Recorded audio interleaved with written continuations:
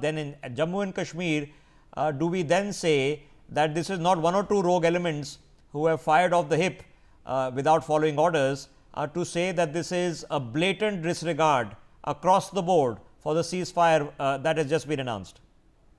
See, once the projectiles have entered Indian airspace, ceasefire violation has taken place. So, by definition, as Dr. Sharad was talking, ceasefire has taken place. Ceasefire has been violated. And I'm sure similarly, the counteractions have started. So, as far as what was promised at 5 o'clock, that is certainly stands violated by Pakistan. What is And promised at 5 o'clock stands violated by 8:30. Absolutely. See, so therefore, I visualize that we will have to, I think we may be back to where we were, but notwithstanding that, we still need to see that, and we need to prepare and absorb this news. I mean, react to this uh, by our responses, number one, military responses, and at the same time, what next? I think the people concerned should be thinking and would be thinking as to what action to take next.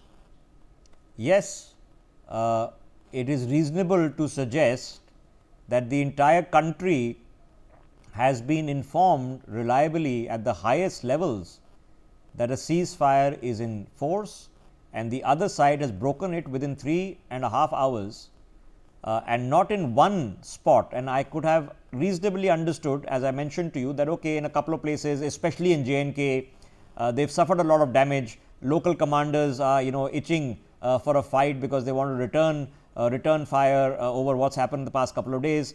So they are, they've gone gung ho. They're shooting from the hip. But it would be too much to suggest that from Gujarat to Kashmir, everybody is a rogue commander. That would be too much.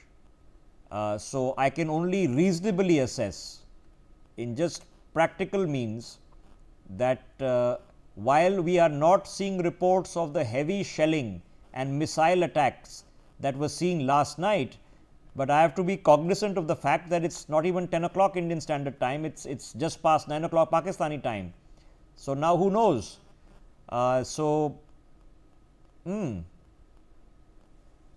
It almost seems to suggest that the Pakistanis have announced a ceasefire in bad faith, that the intention was to announce a ceasefire and then carry on, and thinking that we'll let our guard down. It almost seems like that, because if it's happening in Gujarat, in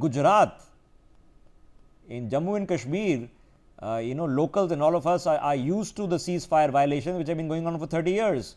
This is a 3-hour-old ceasefire which is implemented across the border in Gujarat, in Rajasthan, in Punjab, and if across the board, it seems rather strange. Sumit, I can excuse away the couple of rogue elements, and I'm telling you the facts. The facts are that the heavy artillery shelling in the missile hasn't started yet.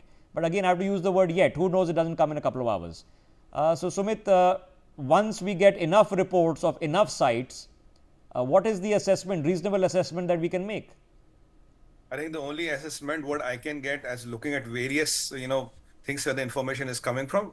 Of course, Rishabh, a lot of that is not complete validated and sanitized yet. But in a war, you don't have the time to validate and sanitize every piece of information. The only word which should go from here is escalate, because you have 4 states which we are now talking of where the ceasefire is violated. We have 100-odd drones which have entered. I mean, they are building up the scenarios. Let's not, with due respect, I'm not trying to hurt the sentiments of anybody, but let's not okay, I'm